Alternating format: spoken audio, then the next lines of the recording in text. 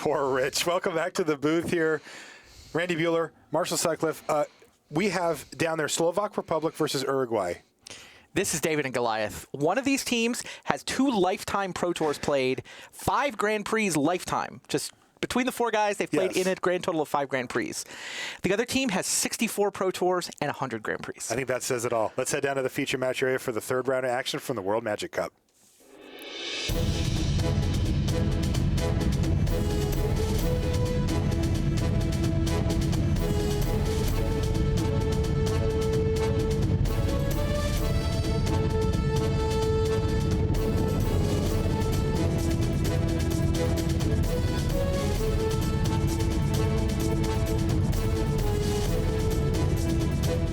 Hello and welcome to coverage of the World Magic Cup. I'm Marshall Sutcliffe in the booth with Randy Buehler. We're in round 3, and that is Matej Zadelkai.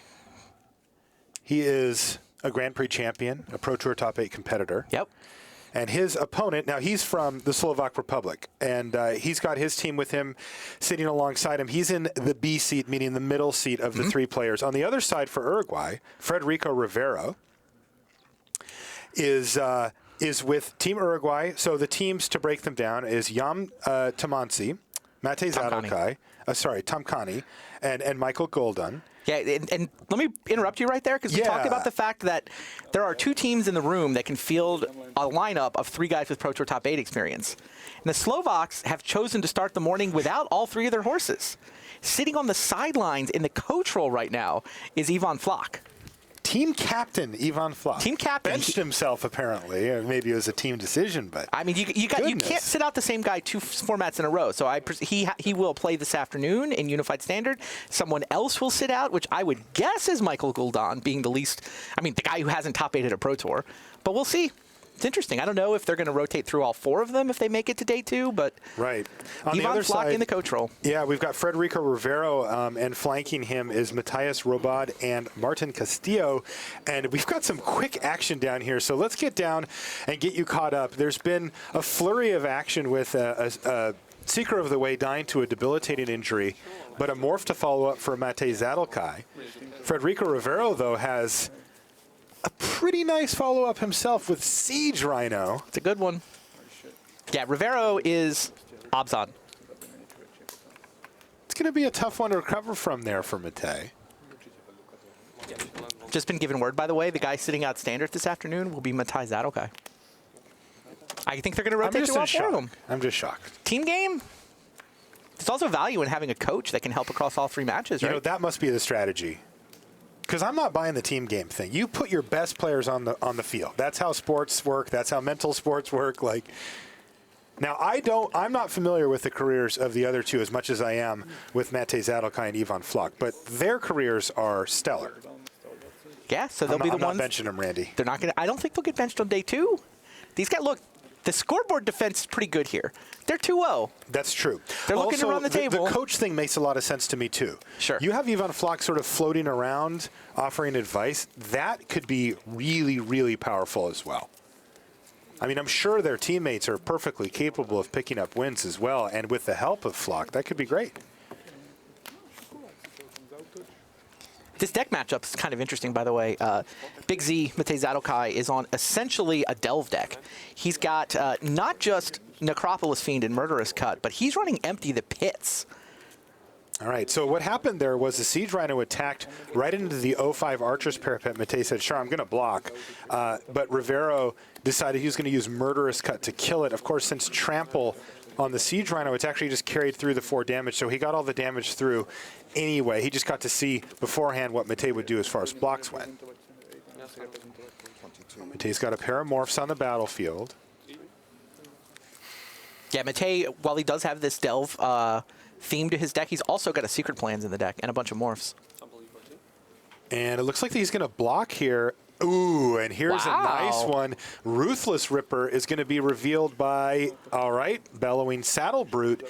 And even though he'd take 3 extra damage here, Matej can potentially nullify what is a really tough threat here in Siege Rhino.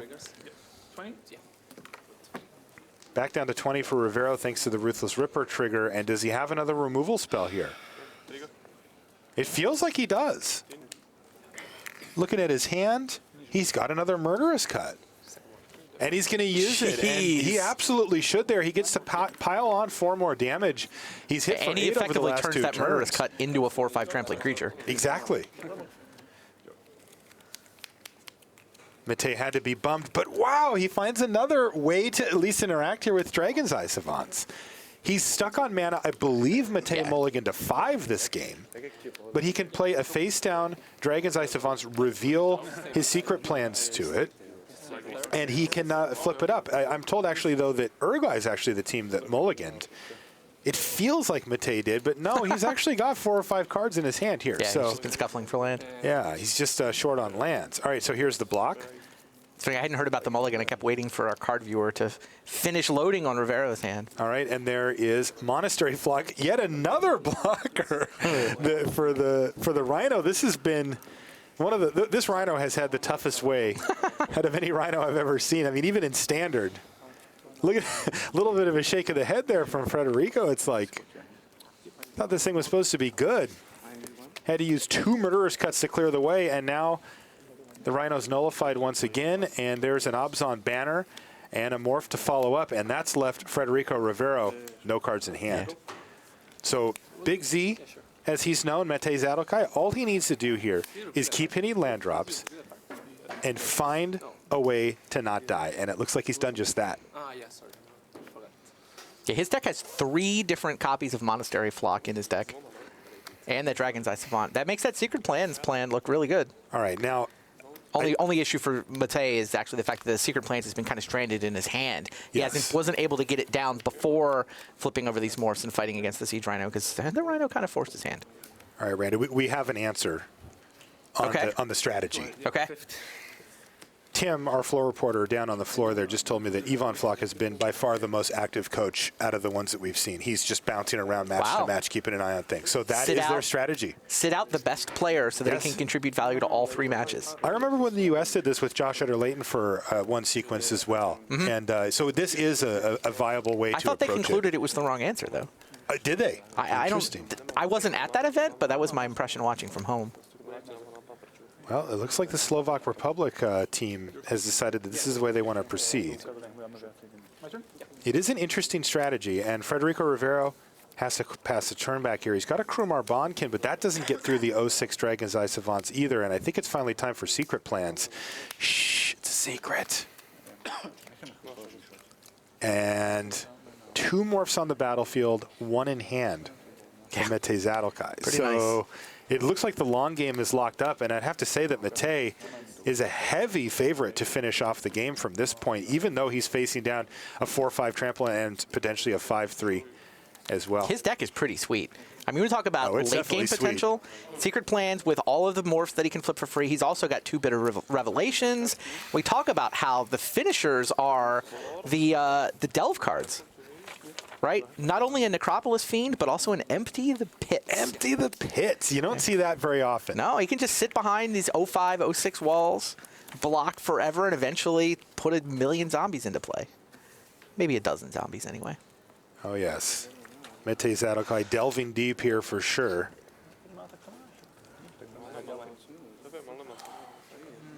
Matei's a Grand Prix champ. Can I get like Oracle text or something? Yeah. Which card is he wondering about? I'm curious. 6 and 3. 9. 9 to 5, right? 7 Papa, 1 Papa. Actually, I know about the card. I just want to know if it unmorphs for 4 or for 5. I just want to make sure. It's 5. It's roll 5. Yep. I think so too, but I want to make sure. Nothing wrong with double checking, though. Correct, Randy. Like, I know what the card is, so we can just agree that it's a Krumar Bondkin, and I just want to know how much. He's already seen it. Krumar. K-U. KRU. No, KRU. We'll get it sorted down there. Though, interestingly, one of the cool combinations here, Randy, that you see from Matei is that he's got Death Frenzy in his hand, and he's got his Secret Plants on board. It's kind of the combo. Wow. You can kill their morphs, but yours stay alive. And I think he might do that. Yeah, he's going to do it right now. Sure. All right, Bondkin down while he's only got 4 mana up. Nice little 2 for 1. Yep, and he's going to kill the, well, double Bondkins there. 1 Enoch, 1 Krumar. And that Siege Rhino is looking a little lonely. When we get to a wide shot, you'll see that the Uruguay team, they're all dressed similarly. They look sharp in those blue ties. And there's Ivan Flock. And you got to love this too, right? I mean, it's not like, you know, Matej Zadelkai needs a lot of help at Magic, but he's perfectly willing to listen, explain, and you know, get Ivan Flock up to speed. All right, we've got one game win in already, nice and quick one. Michael Guldan has defeated Martin Castillo, so that's one for the Slovak Republic. Both of these teams are seated at 2-0, but as we mentioned in the onset here, Randy, Uruguay, you know, as far as raw firepower goes in Magic experience, they're way behind the Slovak Republic. Yeah. They did make a run a couple years ago at the World Magic Cup, though, the first one. It's true. All right, and here's another face-down morph. This one, an Abomination of Gudul. And Matej just gets to sit back now. And this is the part where you're in Federico Senior, you're just miserable, you know, because you know he's just going to start grinding and he's going to be drawing more cards. And it's Matej Zadelkai. He's not going to make any big mistakes. I have 3 cards.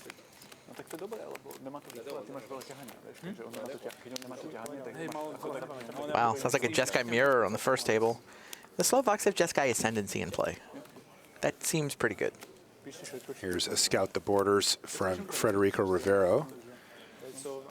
Randy's newest favorite card. That deck I had yesterday was sweet. 2 dead drops.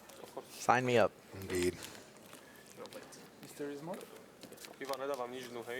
And he, of course, had to reveal his Obzon guide there, but he's just going to play it.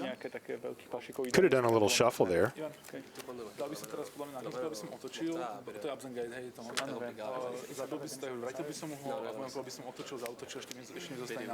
Not used to as much chatter down in the feature match area as you get at the World Magic Cup, but, you know, both teams are both discussing different lines of play with each other. Surprise. It's funny. I guess it's because Guldan is between games. I'm sure that's who Flock is paying the most attention to. Mikhail Guldan has 0 Pro Tour experience.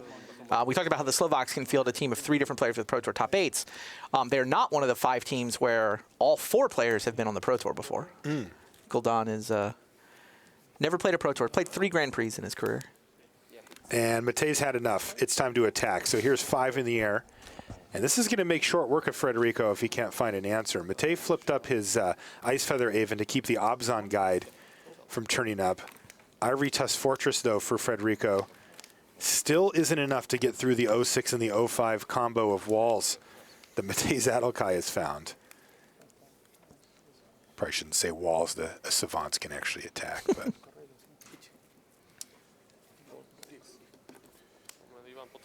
All right, here's the block, and Federico has nothing, just testing him, but he figures, well, nothing's coming down on the ground anyway, so I may as well send him in. And here's Obzon Guide, just cast face up. I like that.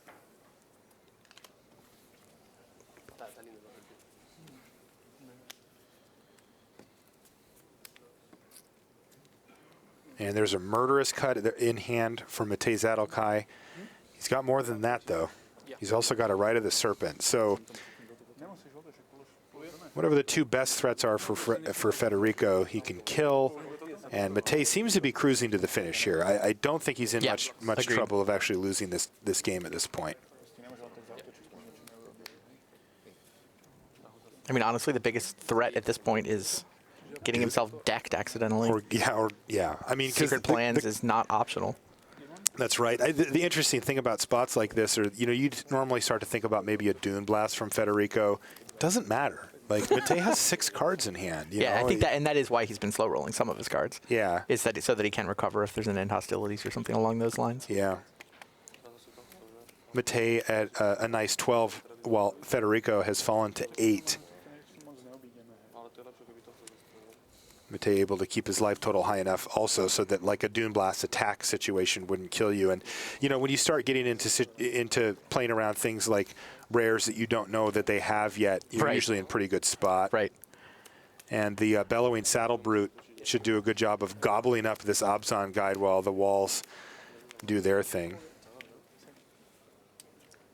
Oh, here we go. Abzan That's not Charm. bad. This could be good. Now, there is a murderous cut, though, and I'm pretty sure we're going to see it on the guide here. It keeps the clock alive for Matej. It also maintains his bellowing saddle brute. In fact, it actually just gives him the win here, doesn't it? I think so. Yeah, it's 4, 5, 6, 7, 8, 9. He can hit him for 9, and there's no life gain. So it looks like this is a crackback unless Federico has a creature he can play with those remaining 3 mana. Murderous Cut has done such a good job. Oh, He's hanging out. there's in a play. counter now on the Ivory Tusk Fortress, so it will also untap. So that's actually not true. That Bellowing Saddle Brute's not going to be able to get through on the ground. So it will be one more turn for Matej. Oh, and I take that back again because remember what I mentioned a few minutes ago? Rite of the Serpent in hand for Matej. So he can go for it or he can wait a turn. But either way, I am confident that Matej Zadelkai is going to win the first game versus Federico Rivero here. It's either going to be now or next turn. He's going to go for it. 3 untapped mana, but... And that's going to do it. Matej Zadelkai picks up the first game. So a little bit bigger picture here. Slovak Republic, 2 of their players have a game win here. Mikhail Guldan and Matej Zadelkai both have won their first games. It looks like table A, which is Jan Tomkani, thank you, Randy, versus Matthias Robaud are evened up at 0 games apiece, still in game 1. All right, we'll be back after these messages.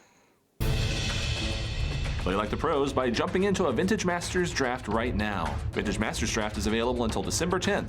Join the fun by downloading Magic Online at www.mtgo.com.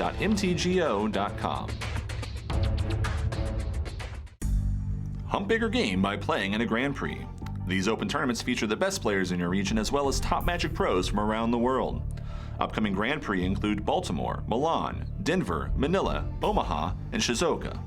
Visit magic.wizards.com/Grand Prix for a complete schedule. And let's take a live look in at our table A. This is Jan Tomkani versus Matthias Robaud. And Randy, you want to put that big brain to work on this board state, buddy? Because we have got one heck of a board state in the Jeskai Mirror.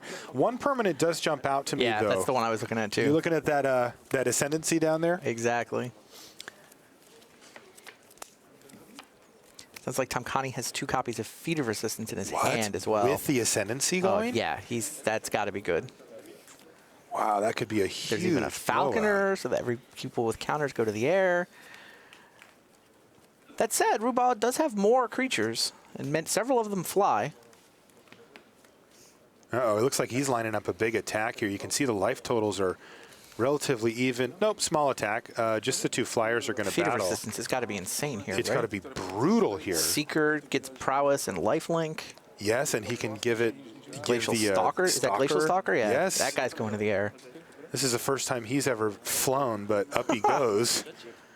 Everyone on taps. Trigger, and don't forget your loot trigger here as well.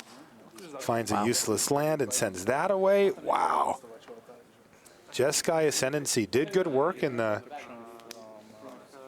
World Championship in both Modern and Standard for various players, and it's doing good work in the World Magic Cup here too. Now the question is, does Matthias have some way to interact with this? A bounce spell? No, he does not. And it looks like we're lining up a block and then a block. And for Jan, having the backup Feet of Resistance has got to be pretty nice here too. Yeah. Jan Tomkani has a pretty impressive resume. I mean, a lot of his results are from way back in the day. He actually made the top 8 of Worlds in 2001. Wow. Yeah, that was the one in Toronto that Tom Vandelot won. That's almost 14 years ago. True story. But you look at it, though, 14 PT started. He's got 3 top 16. So it's not like he just put up a top 8 at Worlds.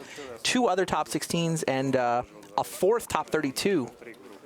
A 5th top 64. I mean, the guy can play.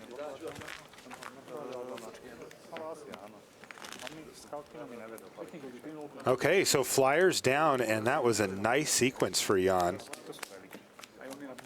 And I also see a hand of an Ivan Flock there you're staring into the distance, but it just looked like you're looking directly at the zone shuffling.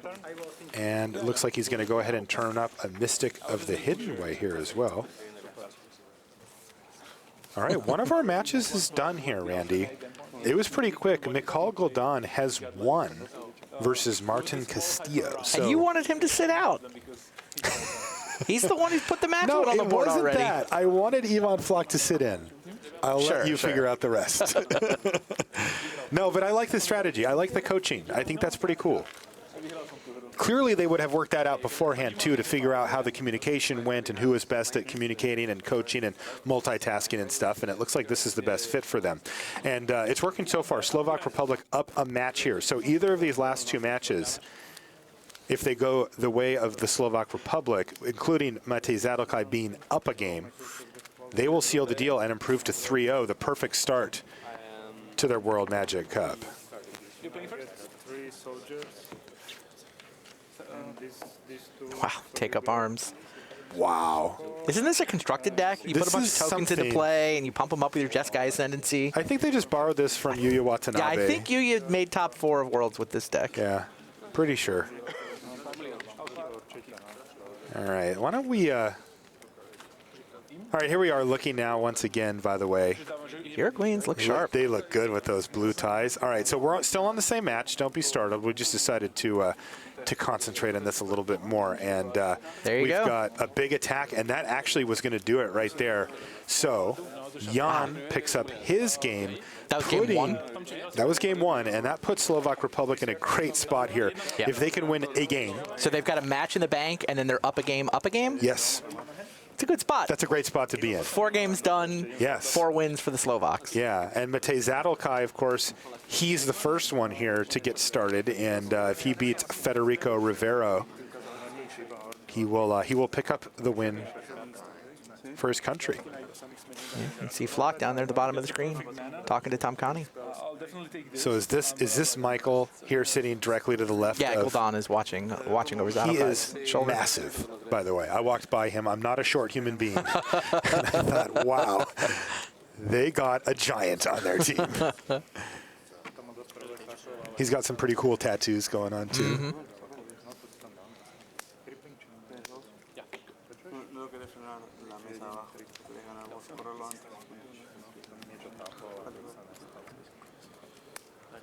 And we've got Tom Connie sideboarding on your screen. We'll get over to the Zadelkai match. Yeah, we're jumping over now. It looks like they're just underway.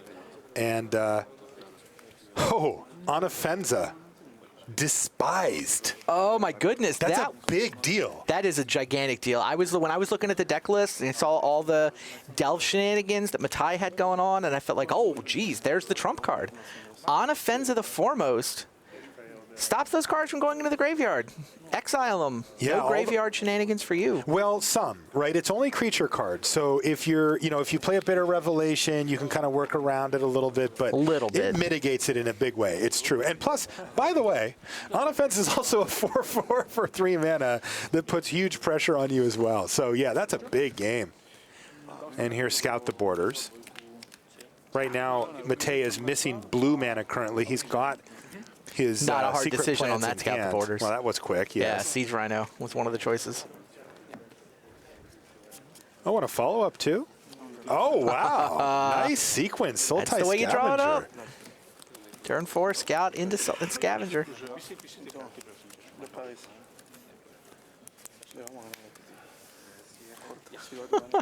Tom Connie is joking with Tim Willoughby, our spotter on the floor, that his constructed deck looks a lot like this, too. He needed to get some practice in.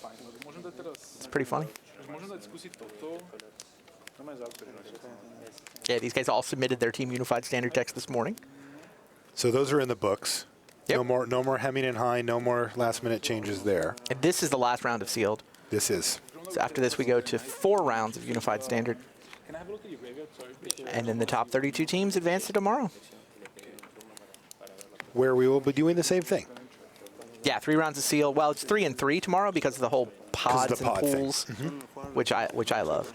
Yeah, that top 32, they get seeded into 8 groups of 4, You just play the other three teams in your pool. Best two advance. Crucially, though, the tiebreaker, if you're tied for advancing, is how well did you do day one. Oh, it is? Yeah, so the work you do on day one that's your tiebreaker. Pretty easy to wind up tied. So that's definitely a big deal. This is great, by the way. Multiple languages being spoken. They speak English to each other. You know, it's just... I need you to play, please. Yes. Yeah, so I was just going to mention that you may have heard the judge step in and say, I need you to make a play. It's easy to get caught up in the conversation of making the plans. Maybe you have a little disagreement and you start, no, this is how this plays out and I've done this before, and then it starts to take too long. So you eventually have to play. And here's a morph hitting the red zone, actually, and Federico says, no, not blocking that one. Do we know what it is? It is a Grim Haruspex. Yes. So he could have flipped it and traded it for the Scavenger. That's correct. And he would have also drawn a card thanks to finding that blue mana. He's got his secret plans down. And he is actually going to flip it anyway. He gets in for an extra point of damage. And Grim Haruspex being on the battlefield is going to be something that Federico might have to deal with going down the line.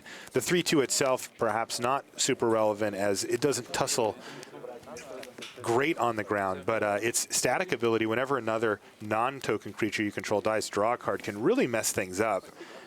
Matej just going off here. I mean, he's got all the value cards. He's got Pit of Revelation. He's got Secret Plans. He's got the Haruspex. And here is the Siege Rhino now. Rivera's from going Federico. off, too. I think tapping 4 mana to play a Siege Rhino, that counts as going off, doesn't it? He did assemble the combo, yes. The correct 4 mana and a Siege Rhino. Oh, thank goodness, I can breathe again. Creatures back up where they belong, and now we've got a 3-person battle happening here for the Slovak. 3 versus 2, Randy, is that fair? I don't...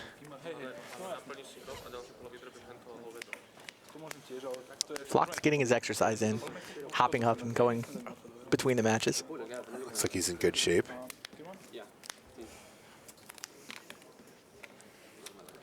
And Matej's got a gain land and a morph, and it just feels like, similar to last game, the chain is just sort of slowly moving forward for him here. He can just unabashedly block. Yep. And just know that he's going to find more gas. 15-22, yeah? Ooh, double mulligan for Uruguay on table A. This looks like it could be a quick one. That could be bad here. Yeah, table A is Jan Tomkani, who's up a game over Matthias Robad.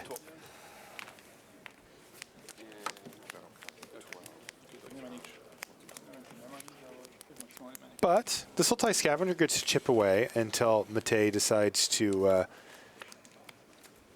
find an answer. I believe he's got Necropolis Fiend already in hand. Let me double check that. Yes, he does. Along with Bitter Revelation, which can be quite a little combo there too. Fill up your graveyard, draw some extra stuff, and then play the Necropolis Fiend.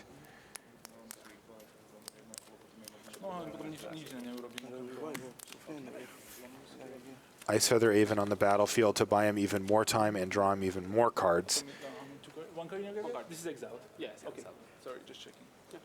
Lebo on môže vyhrať minus a minus, môže zabiť, ale ešte to vyloží za 4 many zase. Čiže tak trošku... OK, to spravíme určite, hej. And let's see what Big Z came up with here for his turn. Okay, he flips the Scavenger. He flipped the Ice Flips Feather the Aven to bounce the Scavenger. Right. It can come back down, but yeah, I mean, Matej, he is at 12. He does have to worry about that 3/3 flower. He doesn't have, I mean, he has Necropolis Fiend, but I think he's worried about any random removal spell coming down from Rivero. I think you're right. Dealing with this Necropolis Fiend, and now suddenly that Scavenger is a pretty big deal. It's true, and Matej doesn't really have much of a clock going at the moment, so things getting a little interesting here.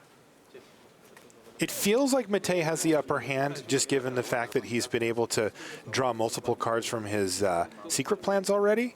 Right. But it isn't done here. Yeah, he's up cards, but he has not finished stabilizing the board yet. That's right. All right, well, Federico called in the reserves.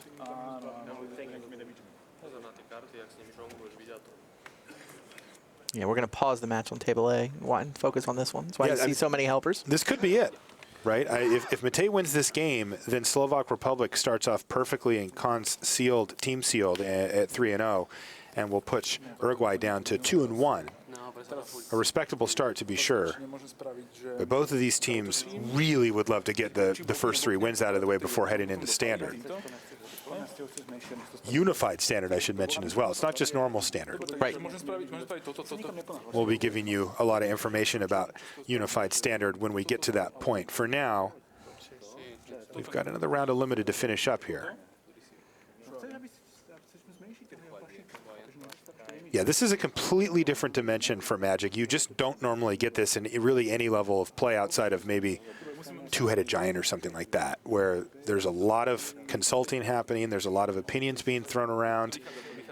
Ultimately, it's up to Matej to decide what the play is. So he's sort of the filter here on everything that he's hearing. But, you know, the good teams will kind of come to those decisions together.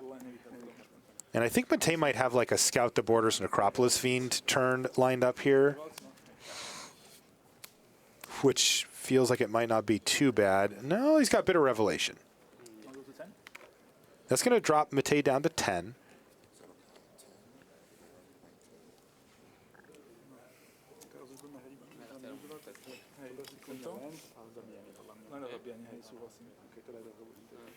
Okay, so 2 in the graveyard, 2 in my hand.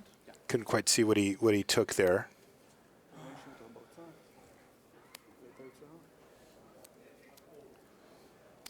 And it's debilitating injury.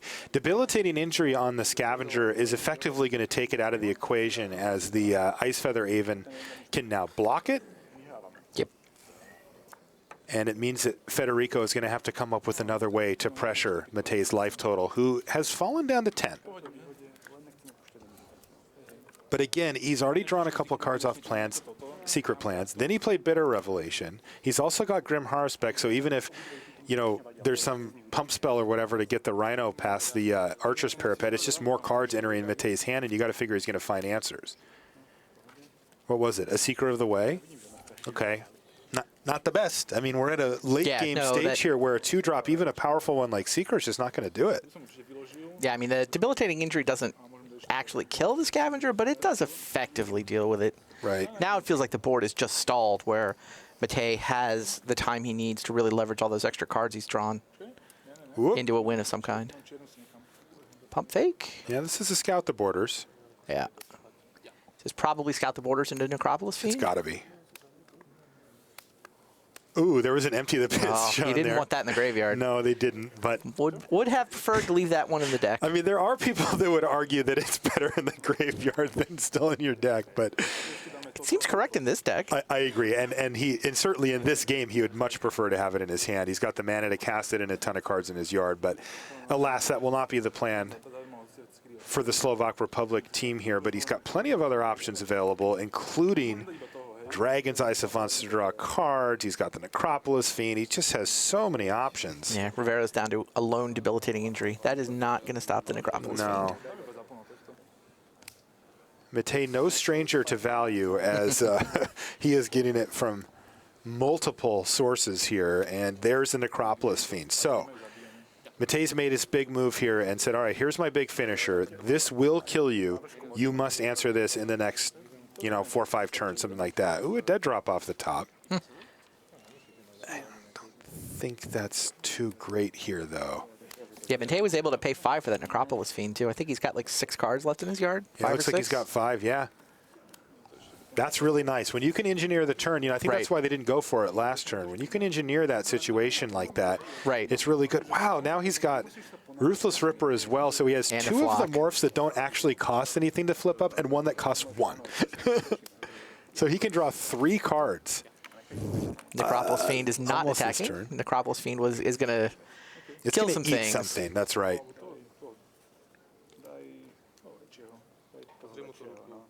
Yeah, it'll probably finish off the Sultai Scavenger at some point here, because that is actually the biggest threat now that the board is being you might get the Seeker, take away his lifelink. I don't know. Yeah, that's true.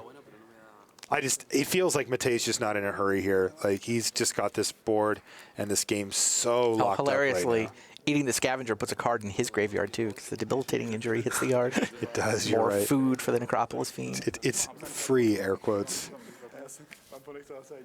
And we see a lot of smiles on the Slovak Republic side of things, and it's hard to blame them. So here's the debilitating injury to take down the Grim Harspec. So one card advantage source down, but there are plenty left for Matej Zadelkai here. And he's just got to engineer this situation. This becomes a risk management scenario now. Matej feels like at this point that he's got this game locked up as far as the long term goes. And the question becomes, how do I lose?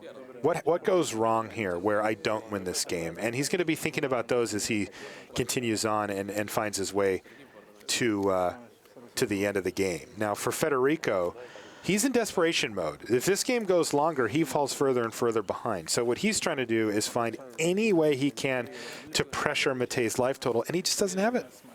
Wow. Sorry, I don't want to steal Rich's thunder for later, but I just saw a result come in. The Russian Federation is now 3-0. They defeated the United States last round, That was my point. We saw them in the round 1 feature match. They had to play France, the defending champs, and Jeremy Dizani took them out. Round 2, they got what I think is fair to call an upset, beating Team USA. And now they just took out the Ukraine. Wow. Oh, the Ukraine Yeah, as well. yeah, that's a kind of lot of interesting overtones to that match, obviously. Indeed. All right, well, it looks like Federico has found something here. So he's killed the Grim Harspec, and now he has cast Murder, targeting the Necropolis Fiend. So Federico's not done yet. In the meantime, I think Siege Rhino's going to get it. You know, when you're going to keep your Fiend around for a while, you can kind of get picky and cute. But when you've only got one shot, you need to just take their best thing out. And in this case, that's going to be the Siege Rhino. But it does die.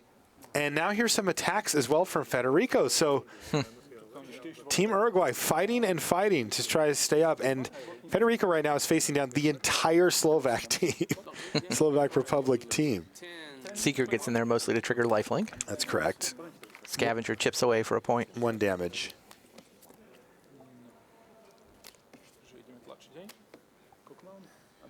And here's a draw. But remember, Zadelkai still has secret plans, still has a morph on the battlefield, still has 2 more morphs in hand, and he can just start chaining these things together, drawing extra cards, and outpacing Federico in card advantage. Incidentally, he's also battling. So here's Ruthless Ripper face down.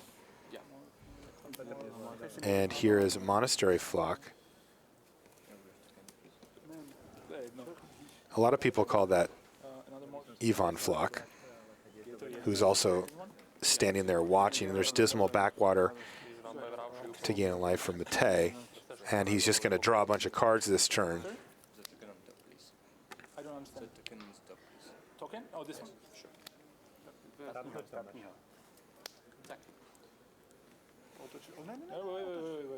Sorry.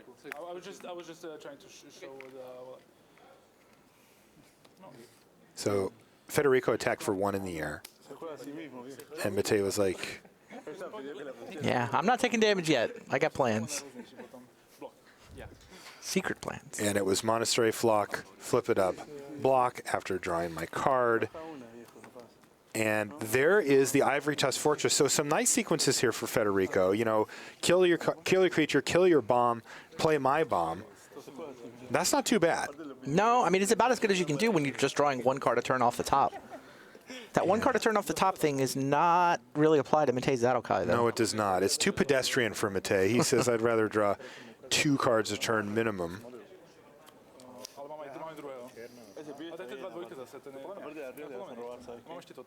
And he's drawn his 2nd copy of Bitter Revelation as well. So this will be 2 Bitter Revelations and multiple activations of secret plans in this game. It's just so hard to keep up when you're in Federico's seat. And here is Rite of the Serpent. Down goes the Ivory Tusk Fortress. And in comes the team. No good blocks for Federico since his Seeker's only a 2/2 and the Morphs are 2/3s. And Matej looks like he's had enough. He wants to try to close out this game now. Yep. And that's going to do it. Federico draws what would be his 3rd land in hand and has had about enough of it. And the Slovak Republic win the match Clean sweep. Yeah, very, very easily there. 2-0. They did not lose a game, and they are now 3-0. Yeah. We talked about how they were one of the favorites coming in. They get 3 guys with Pro Tour Top 8 experience. They've got 64 Pro Tours played, 100 Grand Prix played between them. Yeah. They looked like it. Yeah, and that's one of those things is that we've had our eye on some of the teams coming in, right? I mean, we were going over the numbers. We've got a bunch of stats, and this is just one of those teams that just stands out. And see them at 3-0, it's not a surprise at all. Yeah, no, I mean, there are some teams, the USA already has a loss. Canada already has 2 losses. France? Japan has 2 losses. France has a loss. It's the favorites have not super well put up. No, but they have. But these ones have, yeah. And I'm really curious about this strategy. I think we're actually going to get a chance to chat in a moment with Ivan Floch, who didn't play that round. You and I were looking at the teams, and we're like, wait, who's the 4th on this team? Like, isn't it Floch? And it is, and it looks like they've decided to take a strategy of sitting him for this to be coach. Yeah, and we heard they're planning to sit Zadokai this afternoon, apparently. I hope Tim asks Ivan about that. I don't know what the plans for tomorrow are. This is a team that, I'm sure they were already thinking about tomorrow and how that was going to play out. But now at 3-0, they probably, they may have already clinched it. I think you probably need 4 and 3 to advance to day 2. But, maybe the 3-4s with good breakers gets in. I don't expect to see these guys at 3-4 come the end of the day. I don't either.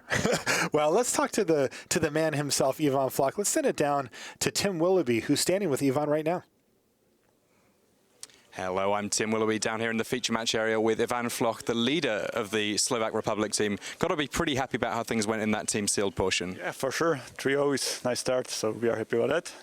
Now, Kanzatake Limited is pretty complicated. Obviously, there's lots of gold cards, there's lots of mana fixing. How did you approach the Team Limited format? You try to find the synergetic decks, because the beauty of Sealed Limited is that there are a lot of cards, so even the worst cards are very playable in Sealed, because you can combine them with other cards that make synergy. It's not always possible in normal Sealed or normal Draft. So we try to be like synergetic decks, so we can use all our cards to make, even the bad ones, to make good decks. And presumably a few tough choices there, maybe a couple of cards that normally you might like to play that had to stay on the sidelines? Yeah, that's right. We have some rares. For example, Butcher, the Butcher of the Horror Mardu guy in sideboard, but, well, didn't have color combination to play him in anywhere, so. So quite a lot of discipline in the sealed deck build. Now, you've been stood on the sidelines for these first few rounds as coach.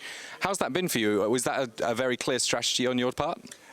Yes, that was our strategy from the start. We didn't have anything else in mind, and my role was to coach and switch between matches when it's necessary, and coach and make advice.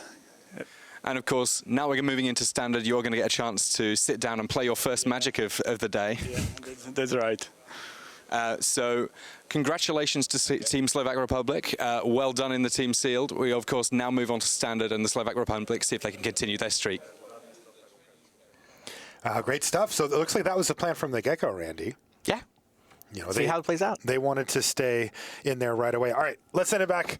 It's time to transition us into the Team Unified Standard portion, and Rich Hagen is at the news desk right now. All right, boys and girls, it's time to unveil the master scoreboard for the World Magic Cup for the first time here this weekend. Let's take a look at the big board. Let me show you what we've got here. The 3-0s. Israel, 3-0. That's Shahar Shenhar going for the dream chasing, the double. He'll be back on Sunday to face a semi-final in the World Championship, and he has taken his team to 3-0 in Team Sealed. That's a massive deal, because up next is Standard, and you can expect him to bring all his Standard expertise to that team that includes Stav Brenner. We had a chance to talk to Stav earlier in the day. Hopefully we'll get a chance to bring that interview to you. So Israel, 3-0. Also, Dmitry Budakov, Zoya Belova, the Russian Federation team 3-0. They defeated near neighbours Ukraine. Ukraine had a terrific start. They were 2-0. They fall to 2-1. Slovak Republic, you've just heard from there, 3-0. And congratulations, Galdenis Vidugiris and the guys. Lithuania, the national team captain, Vidugiris, the runner-up from Pro Tour, returned to Ravnica. And our fifth 3-0, and remember, still plenty of results to come in, are Malaysia there. So well done to them. Couple of draws. We've seen a few draws through these first 3 rounds where someone wins, the second match goes the other way, and then the third match goes beyond time and they can't force a win. Not least because there are a lot of grindy Abzan decks out there that get matched up in that deciding match and they cannot force a victory between them. A lot of win conditions gone elsewhere in the pools. So Turkey and Hong Kong. Now, Hong Kong, you might easily expect to do well. Li Shichan, Meng Qizheng are in that team. But Turkey, led by Yusuf Kemal Vifa, he's been around. He's played on the best part of 20 Pro Tours. He played his first World Championship as a team member for Turkey back in 1998. And he has been to a ton of these. And this is certainly Turkey's best start. They don't have a great history in the game, but my word, are they delivering here in seal play. So well done to Turkey. 2-0-1, 7 points, in great shape going in. 2-1, Austria finished their sealed campaign. Valentin Mackel, Thomas Angelmar amongst those 4. Chinese Taipei, the 2012 champions, there 2-1. Let's go on to the other side. All 2-1s you see here. Let's see a few that stick out here. We've got South Korea at 2-1. Then you've got China next door. You've got China there 2-1. Thailand, that's Lars Dam and the guys. You saw them in feature match action in round 2. Team USA, 2-1. They've just beaten Paraguay to, I believe it was Ecuador round 1, Paraguay round 3. In between, they lost their middle round, but 2-1, that's perfectly fine. Remember, if you get a positive record across 7 rounds today, that should be enough to see you into day 2. Almost no one misses out with a positive record into the top 32 and pool play tomorrow. And remember, seeding is critical. If you are a top 2 seed, which basically means 1 to 16 tomorrow morning, you will only need to win 2 out of your 3 matches to guarantee a place in the top 16. If you're in the bottom 2 seeds, 17 to 32 across the 8 pods, well, then it becomes tougher.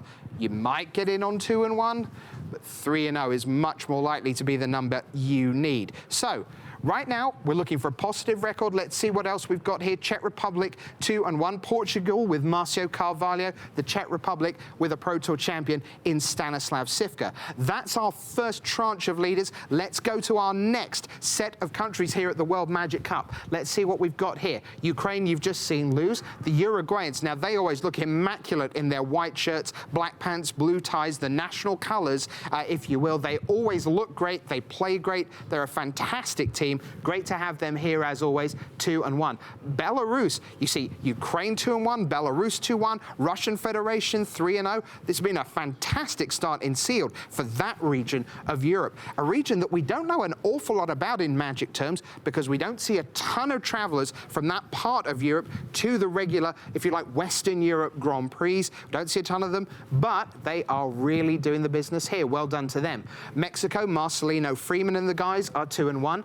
Denmark, I think they're very decent. Thomas Enevoldsen, Martin Muller, Simon Nielsen amongst their team. The Swiss, I picked to win the whole thing. Nico Boni, Reta Sormani, Andreas Gantz in that squad, and Sam Marty there, 2-1. Well done to Serbia. Now, Alexa Talarov, this is a terrific story. This is a guy who plays relatively few GPs, plays a little bit on the PT, gets to qualify every so often. They don't have a lot of PTQs in Serbia. He is someone who comes back to represent his country year after year after year. Alexa Talarov, the Serbian captain, is in his 7th World's team event. Fantastic achievement for him. It was lovely to chat with him yesterday. Brazil, still waiting for the result from there. Brazil and Chile, I don't believe they were paired this round, but we're still waiting for their result to go live. I'm getting results in my ear as we speak, but neither of those through just yet. So they're 2-0, a chance to join the leaders, including Israel and Malaysia at 3-0. More 2-0s, results still coming in. You see the dark results we're still waiting for. The lighter colours, that means they're in. So Sweden, a perfect start. Can they get to 3-0? Argentina doing well. They're undefeated. The Netherlands have beaten UK teams twice. They beat Scotland in round 1, Northern Ireland in the second round. So well done to the Netherlands. Frank Karsten, Iso Bean, Roy Erver, Thomas Hendricks on the Dutch team. And Slovenia, that's Robin Dolar, who quietly has been one of the best players in Europe for a little while. Sort of the next door neighbour, if you will, to Ivan Flock, who of course won the Pro Tour just a few short months ago. Back-to-back top 8s for Flock, of course. So then some results still waiting to come in, although Singapore now, they dropped to 1 win and 2 draws. I wonder what their decks were like. That seems like a very unusual configuration. Finland with Anssi Alkio, top 8 in the last year at the Pro Tour. In modern, 1-1-1. Northern Ireland is 1-2. France, defending champions, Jeremy Desani, Kevin Sauvignon. Nope. Not really getting the job done at this stage. 1-2. Desani didn't have a great World Championship. How will he fare in the second half of day 3 of Worlds Week? And that is going to be Team Unified Standard. Got a fantastic piece on Unified Standard coming right up, featuring Hall of Famer Ben Stark and community manager Nate Price. So that's just coming right up. But let's move on. Norway 1 and 2. Let's head on down to our next set of results if we can. Paraguay 1-2. And all the teams here, most of the results coming in now as we head into our lunch break. You've got the Scots at 1 and 2. Wales at 1 and 2. I wonder if I've got England on here anyway. Have I got England on here? Well, they're all at 1 and 2. I hope England's not 0 and 3. We'll have to see. Greece 1 and 2. Bulgaria the same. They opened up with a win. Colombia, they've just been beaten. Cyprus 1 and 2. That's with Daniel Antonio as the captain. Steve Hatto, the leader of Team Luxembourg. Of course, one of the smallest nations, tiny little nation right in the heart of Europe. They have such a passionate community. Best of luck to Luxembourg in Team Unified Standard. On the right-hand side we go. Now these two, 46th and 47th right now, this is a stunner. The Canadians 1 and 2, Daniel Fournier, David Goldfarb, Alexander Hayne, and of course your Pro Tour champion, Sean McLaren. They did not have great pools, but to be 1 and 2 is a major surprise for Canada. And then Team Japan with Yuya Watanabe along with Shahar Shenhar, one of our 2 dream chasers. Astonishing that they are only 1 and 2. But remember, Watanabe was 0 and 2 at the start of the World Championship. He was 1 and 3. He finished 10, 3 and 1. The time to count Japan out is when they are dead, but not before. So we're almost done here. Indonesia, Hungary. We move on. Guatemala, you see 1 and 2. The Romanians with Raresh Glad Colome as their captain. Spain, I thought they'd be a lot better than 1 and 2, but it's still early. Latvia have their first win at 1 and 2. That's with Andre Prost as the captain. Why don't we take a look at our final set of results? So here we go. There you see Spain 1-2, Latvia. As we move down, we've got Peru there, the Dominican Republic 1 and 1. Still waiting for results here from Estonia, Peru. South Africa with Karan Chetty. He's the captain because he made top 8 of Grand Prix Moscow earlier this year, and very proud to be here. So Philippines, Venezuela, and then on we go. The 0-3s you see down the end, and we are in fact still waiting for the result of England and Belgium. So there you go. That is the scoreboard here at the World Magic Cup. All your countries represented, still some results waiting to come in. But right now, it's time to move into the world of Team Unified Standard. And it's an incredibly deep format. It's super interesting. And to take us through it, I'm going to head across to the news desk and be joined by Nate Price and the Hall of Famer, Mr. Ben Stark.